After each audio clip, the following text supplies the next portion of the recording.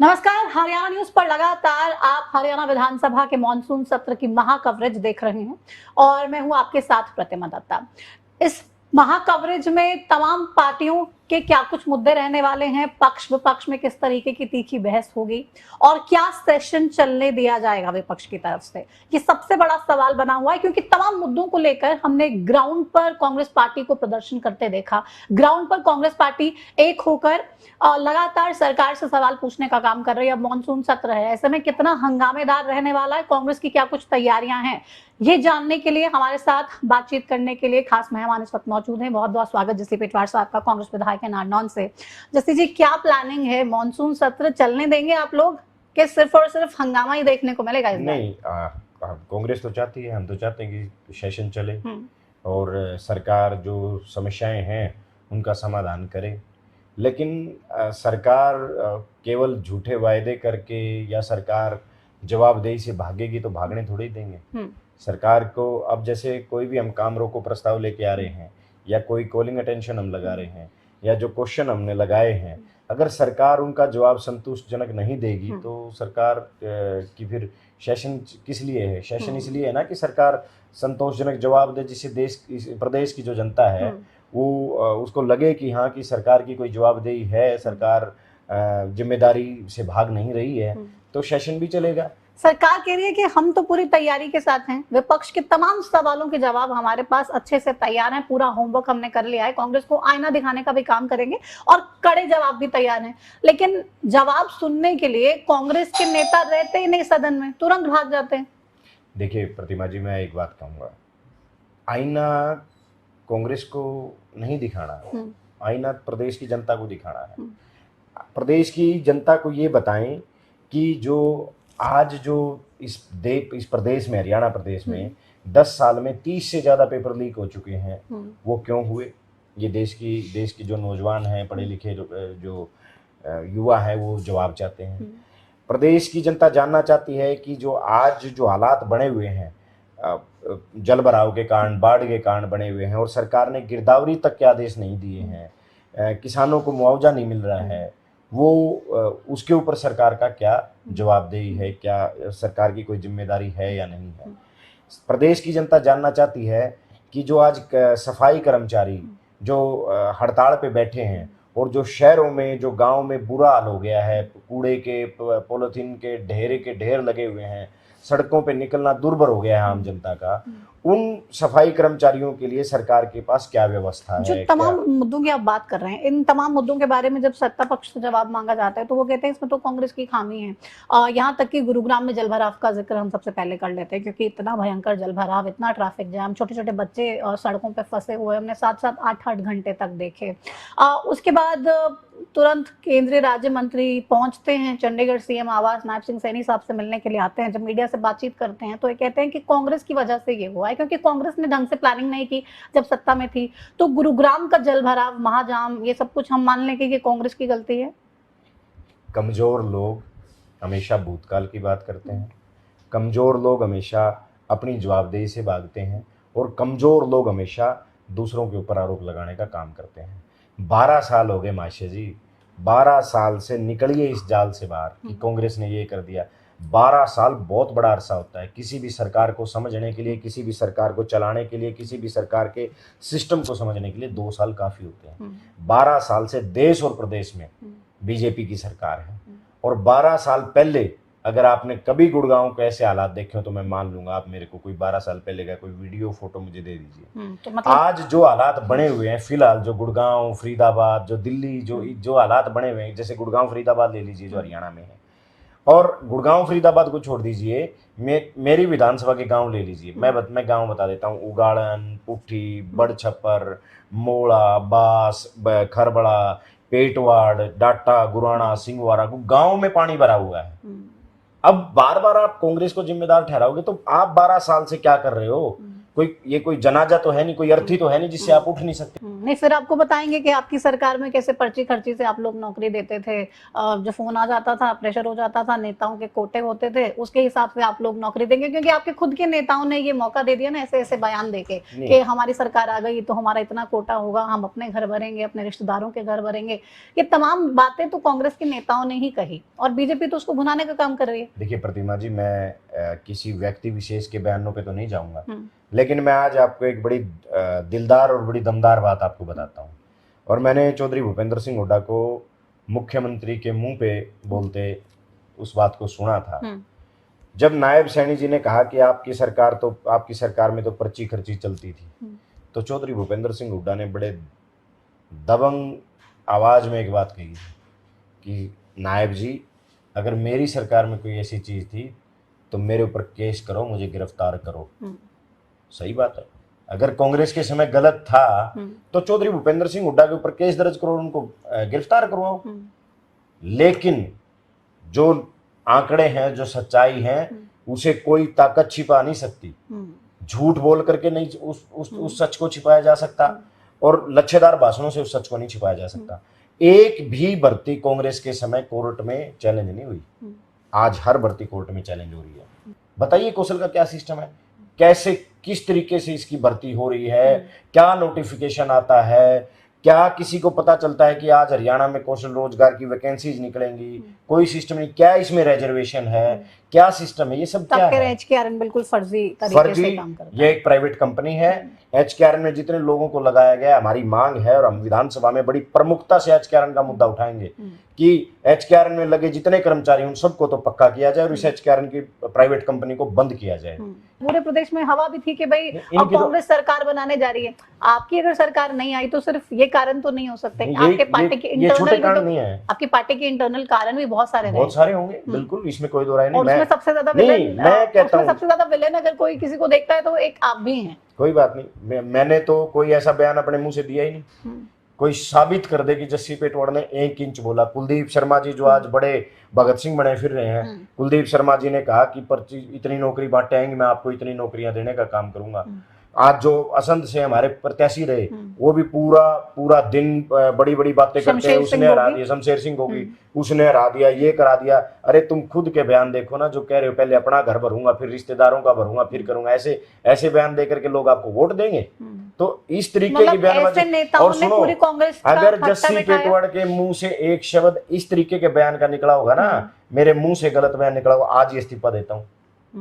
लेके आओ ना, ऐसे कहने से क्या होता है। मतलब ऐसे नेताओं की वजह से कांग्रेस का भट्टा बैठा, ऐसे बयानों की वजह से हमें नुकसान हुआ, इसमें कोई दो राय नहीं। उसमें नीरज शर्मा भी 100%, ये उनका बयान भी बहुत गलत था। 50 वोट 1 नौकरी, कोई मंडी थोड़ी सजी है ये। पढ़े लिखे नौजवानों को रोजगार दिया है कांग्रेस ने पहले भी। नहीं तो ऐसे क्या हुआ है क्या, मतलब क्योंकि ऑब्वियसली अपने पर्सनल एक्सपीरियंसेस ही शेयर कर रहे होंगे। अगर भरे मंच से खड़े होके बोल रहे हैं तमाम लोगों के सामने कि भाई हम जीत जाएंगे, सरकार आ रही है, इतने वोट पे इतनी नौकरी, तो कुछ तो ये चीज हुई होगी ना पहले कभी आपकी सरकार जब रही हरियाणा में, तो ये चीज चली आ रही थी क्या। मैं पढ़ा लिखा हूँ, मैं फैक्ट्स की बात करता हूँ, बेफजूली बातों में मैं जाता नहीं। मैंने अभी आपको बोला है, एक भी कांग्रेस के समय भर्ती कोर्ट में चैलेंज नहीं हुई, इसका मतलब सब सही था। किसी भी व्यक्ति को, किसी भी चेयरमैन को सजा नहीं हुई, कोई एफआईआर नहीं हुई, तो इसका मतलब सब सही था। इतना बड़ा ठप्पा जब आप पे लग गया कि भाई हर नौकरी को बेचने का कांग्रेस ने काम किया, तो मतलब ये माइंडसेट आप नहीं बदल पाए, मतलब या फिर कांग्रेस या फिर बीजेपी ने जो प्रचार किया आप लोगों के अगेंस्ट, उनका प्रचार इतना स्ट्रांग था, उनका नैरेटिव इतना स्ट्रांग था कि आप लोगों के पास कोई काउंटर नहीं था उसके लिए। देखिए, मैनेजमेंट 100% बीजेपी ने अच्छी की, हमने हमारी पार्टी ने नहीं की, ये मुख्य कारण है। इसमें सब कारण आ जाते हैं। अब सबसे बड़ी बात ये है ना जस्सी जी, देखिए आप लोग, चलिए ठीक है, गलती हो गई, 1 बार हो गई, 2 बार हो गई, तीसरी बार भी हो गई, तीसरी बार भी सत्ता से जाने के बाद अभी भी कांग्रेस के नेताओं को समझ में नहीं आ रहा है कि भाई एकजुट होकर रहना पड़ेगा। हम एकजुट नहीं होंगे, खुद ही मीडिया में आके कांग्रेस के दूसरे नेताओं को गालियां देंगे तो उससे कोई फर्क नहीं पड़ेगा। मतलब कांग्रेस कैसे ग्राउंड पे जाके लोगों को कह पाएगी कि हम चुनावी मैदान में हैं, हम एक साथ हैं, कांग्रेस को वोट दो। कितने तो धड़े बन गए। कांग्रेस एक है, आपने कहाँ सुना कि कांग्रेस बटी हुई है। वो कुलदीप शर्मा वाली कांग्रेस अलग है, चौधरी वीरेंद्र वाली कांग्रेस अलग है। कोई एक बार आदमी जीत जाए गलती से एक बार जीत जाए और कोई स्पीकर बन जाए तो कोई वो नेता थोड़े ही बन जाता है। हार देखो ना कितना कितने बड़े बड़े अंतर से। कोई एक बार आज मैं एक चुनाव जीत गया नानू से, इसका मतलब मैं नेता थोड़े ही बन गया। ऐसे थोड़े ही होता है। नेता तो वो होते हैं जो लगातार 5-5, 6-6, 4-4, 3-3, 4-4 चुनाव जीत जाते हैं। वो नेता होते हैं जिनके नाम पे वोट पड़ते हैं। कुलदीप शर्मा के तो जितने वोट से हारे उससे तो जितने वोट आए नहीं, जितने वोट से ज्यादा से वो हारे हुए तो हैं। चले कुलदीप शर्मा वाला गुट कैंसिल कर देते हैं। नहीं, गुट है ही नहीं, गुट नहीं है। तो चौधरी वीरेंद्र उनका भी एक अलग है। कांग्रेस के पुराने नेता है, कोई अलग नहीं है। चौधरी वीरेंद्र देखिए, व्यक्तिगत विचारों का जो है उसका हर पार्टी में एक वो है। आज अनिल विज जी हर रोज अपने विचार रख देते हैं, हर रोज उनसे भी पूछते हैं उनके विचारों के रख बारे देते में। हैं। उसको गुटबाजी का कोई नाम नहीं देता कि तो अनिल विज का गुट है।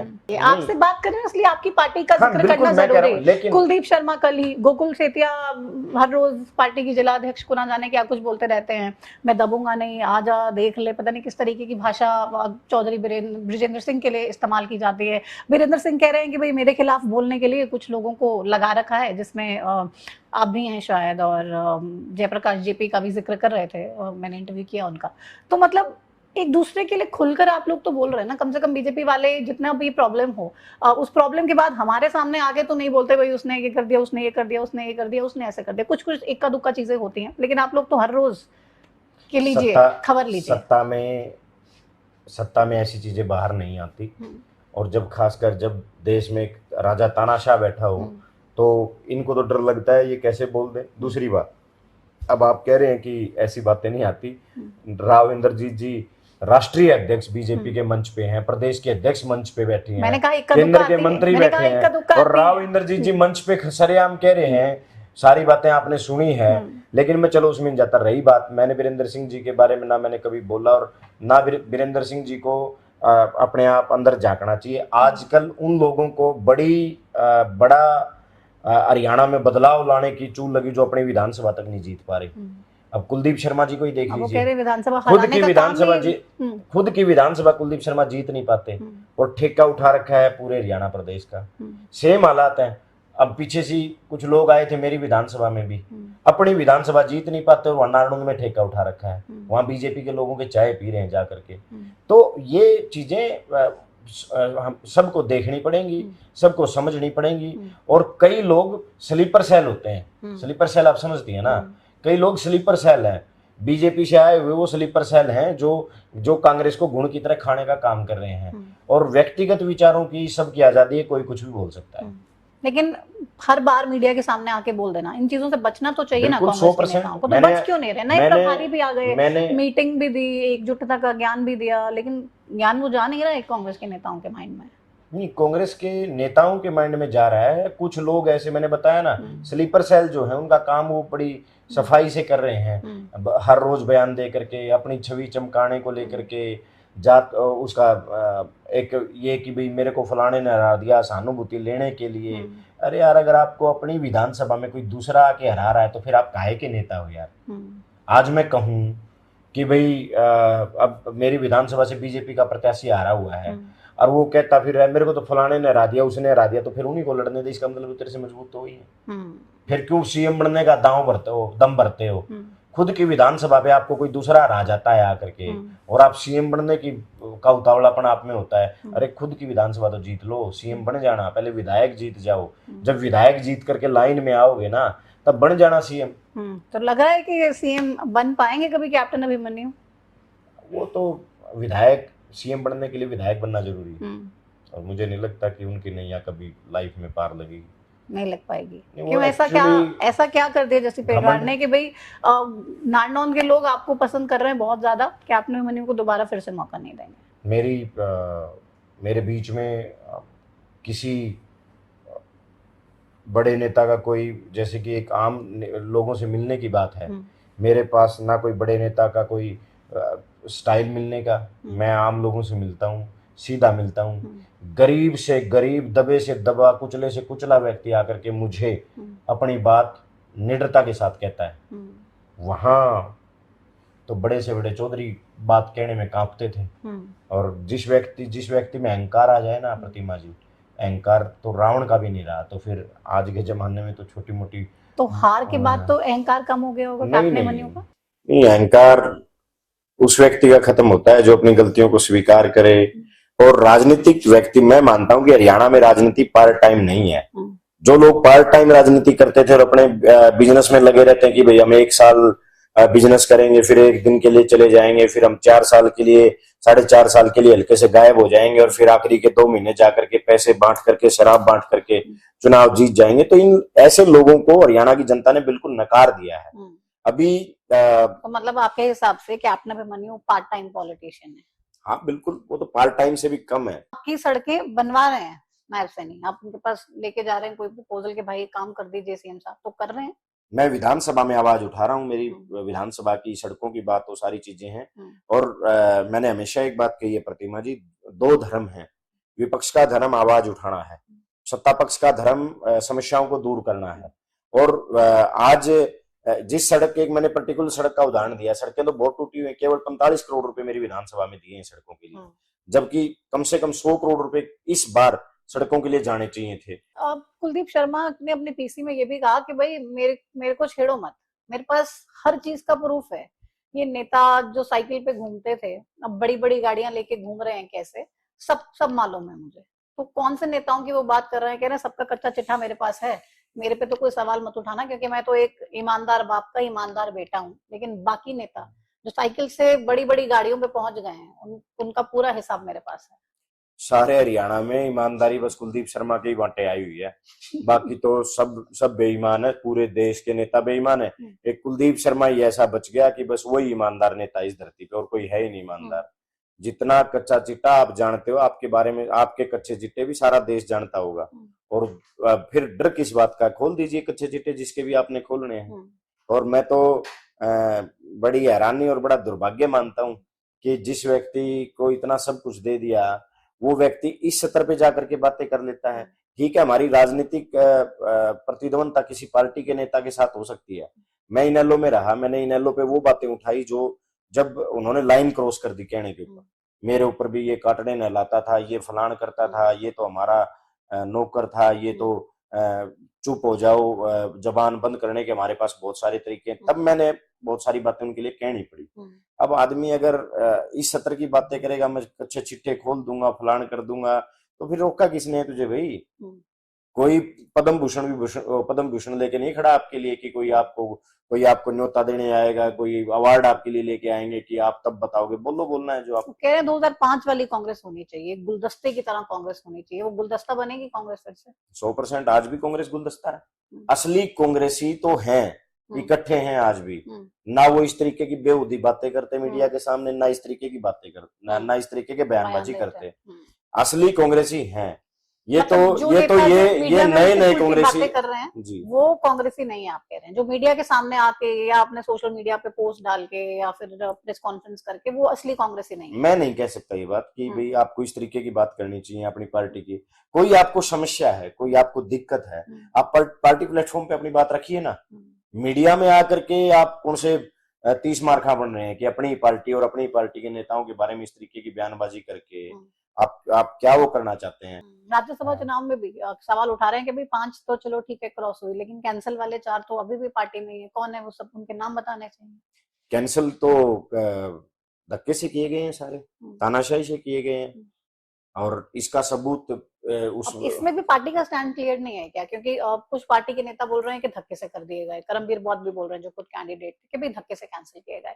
अब वो कह रहे हैं कि भाई उनके नाम बताओ किसने किए। अब जो व्यक्ति खुद ना जीता हो, जिस व्यक्ति की राजनीतिक पे उसी के हल्के की जनता ने अंकुश लगा दिया हो, उस व्यक्ति के घमंड और उस व्यक्ति की कमियों के कारण वो व्यक्ति चुने हुए प्रतिनिधियों पे सवाल उठाए, मुझे लगता है कि बुद्धि भ्रष्ट हो चुकी है उन लोगों की। जो वहां पे बैठे थे, जो हमारे एजेंट के तौर पे बैठे थे, ऑब्जर्वर्स के तौर पे, चौधरी भूपेंद्र सिंह हुड्डा जी और चौधरी श्री बी के हरिप्रसाद जी वहां बैठे थे।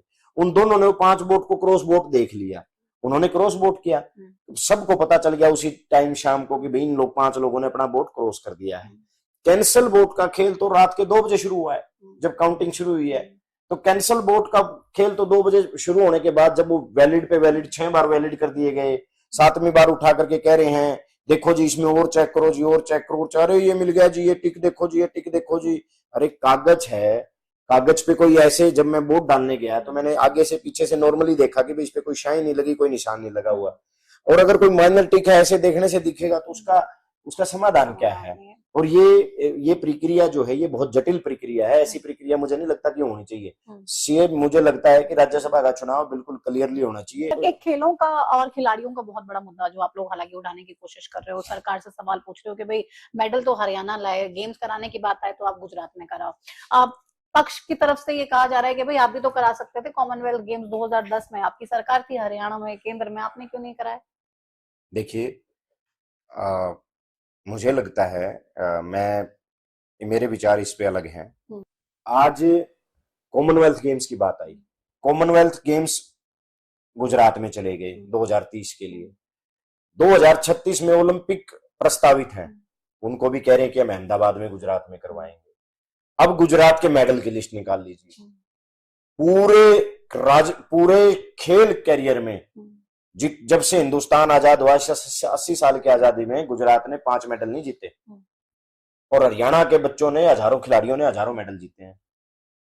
तो गुजरात का खेल बजट जब आता है, केंद्र सरकार खेल बजट देती है तो 600 करोड़ रुपए, हरियाणा का बजट देती है 80 करोड़ रुपए। तो इस देश में केवल एक गुजरात ही बसा हुआ है क्या, और कोई स्टेट नहीं है? हम चाहते हैं कि आपने गुजरात का निर्णय ले लिया। तो वही पूछ रहे हैं कि आप अपनी सरकार में कर लेते ना, आपने अपनी सरकार में क्यों नहीं करवाया? देखिए, दिल्ली में हरियाणा में करवा लेते। बिल्कुल ठीक है, अब आ जाइए आप। तो ये गलती है आप, मैं इसका जवाब देता हूँ। नहीं, गलती क्या है क्या नहीं है उसका आकलन हम दोनों की बातों से सुनने वाले कर लेंगे, आपके चैनल के जो दर्शक हैं। अब आप एक छोटी सी बात बताइए मुझे, दिल्ली है, दिल्ली हमारे हरियाणा की 3 तरफ से बसी हुई है। जाहिर सी बात है 4 साल बाद जब कॉमनवेल्थ होंगे तो उस स्टेट का विकास बहुत जबरदस्त होगा, अगर इन भ्रष्टाचारियों से मुक्ति मिली इस देश को, इस प्रदेश को। तो दिल्ली हरियाणा के 3 तरफ से बसा हुआ है। एक तरफ से हरियाणा की आर्थिक राजधानी हम कह सकते हैं कि दिल्ली है, क्योंकि आधे से ज्यादा हरियाणा सुबह सुबह काम के लिए दिल्ली की तरफ निकलता है। तो दिल्ली आर्थिक राजधानी है। दिल्ली में जब विकास हुआ तभी तो हम मेट्रो लेके आ पाए हरियाणा में। गुड़गांव तक मेट्रो आई, हमारे बहादुरगढ़ तक मेट्रो आई, क्योंकि दिल्ली में विकास हुआ ना। दिल्ली के विकास का हिस्सा हरियाणा को मिला, गुजरात के हिस्से का क्या मिलेगा हमें? हम तो ये सवाल करना चाहते हैं। और मतलब इसीलिए अगर आगे वाले गेम्स भी गुजरात छोड़ के दिल्ली में ही करा लो, चाहे बिल्कुल कोई दिक्कत नहीं। अब पंजाब करवा लीजिए आप। पंजाब में अगर खेल होंगे, खिलाड़ियों का देश स्टेट है पंजाब, पंजाब में अगर कॉमनवेल्थ गेम्स होंगे तो हरियाणा के हिस्से कम से कम वो स्टेट जो पंजाब बॉर्डर स्टेट्स हैं हमारे, जो पंजाब के बॉर्डर से जो हमारे स्टेट टच, जो हमारे डिस्ट्रिक्ट्स टच हो रहे हैं, वो उन डिस्ट्रिक्ट्स को हमारे को जबरदस्त फायदा होगा। आप राजस्थान करवाइए तो राजस्थान बॉर्डर पे जो हमारे डिस्ट्रिक्ट्स हैं उनको बहुत बड़ा इसका फायदा मिलेगा। तो दिल्ली का फायदा हमें हुआ कि हमारी बहादुरगढ़ तक मेट्रो आई, हमारी गुड़गांव तक मेट्रो गई, और बहुत सारे देखिए जो काफी डिस्ट्रिक्ट्स हैं, जैसे आप बहादुरगढ़ लगा लीजिए, उसमें भी तो कह रहे हैं कि भाई कांग्रेस ने इंफ्रास्ट्रक्चर खड़ा नहीं किया ऐसा कि भाई हम यहाँ पे गेम्स करा पाए। तो तुम अच्छा ठीक तो है, इसी वजह चलो से उन्हें गेम्स हम हरियाणा में बिल्कुल नहीं ठीक करवा पा है। रहे। इंफ्रास्ट्रक्चर खड़ा करना सरकार का काम है, और 4 साल में दिल्ली को खड़ा किया था कांग्रेस ने, शीला दीक्षित जी ने। आप मेरे से पहले हो सकता है दिल्ली जाके आए होंगे, आपका दिल्ली काम रहता है। कॉमनवेल्थ की घोषणा से पहले दिल्ली में विकास बहुत कम था। जब दिल्ली में कॉमनवेल्थ की घोषणा हुई ना प्रतिमा जी, उसके बाद कांग्रेस की सरकार ने, शीला दीक्षित जी ने इतना काम कर दिया 4 साल में। वो जो स्ट्रक्चर बना, जो इंफ्रास्ट्रक्चर वहां विकसित हुआ, जो विकास वहां हुआ, वो कॉमनवेल्थ के नाम पे हुआ। और उस पर आपने देखा हुआ अनेकों पुल बने और बहुत सारे फ्लाईओवर बन के दिल्ली का नक्शा बदल गया। अब गुजरात में भी ऐसा होगा। आज आप चले जाओ कैवरेज करने, 2026 तक चले जाओ, 2030 में जाओगे ना आपको अलग अहमदाबाद दिखाई देगा। क्यों? क्योंकि जितना पैसा, जो बजट जो हमारा कॉमनवेल्थ हो रहा है, और वहां से हजारों दूसरे देशों के खिलाड़ी आएंगे, कोचिज आएंगे, लोग आएंगे, तो जाहिर सी बात है कि अच्छा स्ट्रक्चर हमें देना पड़ेगा। अब आप हरियाणा की बात कर लीजिए। पहली बार हरियाणा में कांग्रेस की सरकार ने गांव स्तर पे राजीव गांधी स्टेडियम खोलने का काम किया, और अनेकों सैकड़ों स्टेडियम सरकार ने खोले। हैरानी बताता हूं आपको, आज उन स्टेडियम में कोई घुस नहीं सकता, ये संभाल तक नहीं कर पाए। मतलब हंगामेदार ये पूरा सत्र रहने वाला है। ये तमाम मुद्दे उठाएंगे, इसके अलावा और क्या कुछ मुद्दे हैं? हम तो प्रतिमा जी जवाबदेही चाहते हैं, जिम्मेदारी चाहते हैं। अगर हरियाणा की सरकार जवाबदेही से भागेगी तो 100% हम भागने नहीं देंगे, उनको पकड़ लेंगे, और अगर वो झूठ बोलेंगे तो उनको बोलने नहीं दिया जाएगा। और अगर इस बात पे हंगामा होगा तो वो हमारा अधिकार है, हम करेंगे और सरकार को जवाब देना पड़ेगा। हाँ, सरकार के लिए जवाब तैयार है, बट आप कांग्रेस वालों से पूछ लो, भागेंगे तो नहीं जब हम जवाब देंगे तो। हम अगर सरकार, अब एक बात बताइए ना, मैं आपसे पूछूंगा कि आप खाना खाएंगे, हम आपसे जवाब पूछेंगे कि आप खाना खाएंगे, और आप बार बार चाय का जिक्र करेंगे, पानी का जिक्र करेंगे और खाने पे नहीं आएंगे, मुद्दे पे नहीं आएंगे, तो फिर हम क्या करेंगे? हम कोई वहां आपके लच्छेदार झूठ सुनने के लिए थोड़ी बैठे हैं। हमें शर्म आती है किस महान सदन में किस तरीके से खड़े होकर के 2-2 घंटे घुमाएंगे बीजेपी वाले, तो फिर आप नहीं क्यों सुनेंगे? हम इनकी झूठ सुनने के लिए थोड़े आए हैं यहाँ चुन करके। लोगों ने बड़ी जिम्मेदारी के साथ हमें भेजा है, इनकी झूठ सुनने के लिए थोड़ी भेजा है। बताइए कौन सुनेगा? क्लैरिटी चाहिए, मुद्दे के ऊपर सीरियस। चाहिए। हमें ड्रामेबाजी और हंसी मजाक नहीं चाहिए, हमें सीरियसनेस चाहिए।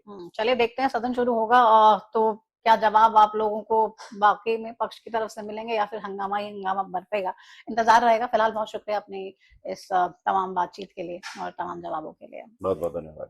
Thank you. तो आपने सुना जसीपेट पाठ साहब को बता रहे हैं कि भाई हम तो सवाल पूछेंगे, सत्ता पक्ष से खुलकर पूछेंगे और हर सवाल का हमें जवाब चाहिए, गोलमोल बातें नहीं चाहिए। अगर सत्ता पक्ष की तरफ से सिर्फ घुमाने का प्रयास होगा, सिर्फ झूठी बातें होंगी या फिर पॉइंट पे बात नहीं की जाएगी, तो फिर तो हंगामा होना लाजमी ही है। लेकिन ये हरियाणा विधानसभा का मॉनसून सत्र इस बार जबरदस्त हंगामा देखने को ही मिलेगा, क्योंकि आप देखिए तमाम ऐसे मुद्दे हैं जिनको लेकर कांग्रेस पार्टी सवाल पूछने के लिए आतुर है और सरकार की तरफ से हालांकि लगातार ये कहा जा रहा है कि हमारे पास भी जवाब तैयार हैं, किसी बात की कोई टेंशन नहीं है। बहरहाल कल से सत्र शुरू होने वाला है और हरियाणा न्यूज पर आपको सबसे बड़ी कवरेज हरियाणा विधानसभा के मॉनसून सत्र की देखने को मिलेगी, तो बने रहिए हमारे साथ। फिलहाल मेरे साथ बस इतना ही, मुझे दीजिए इजाजत, नमस्कार।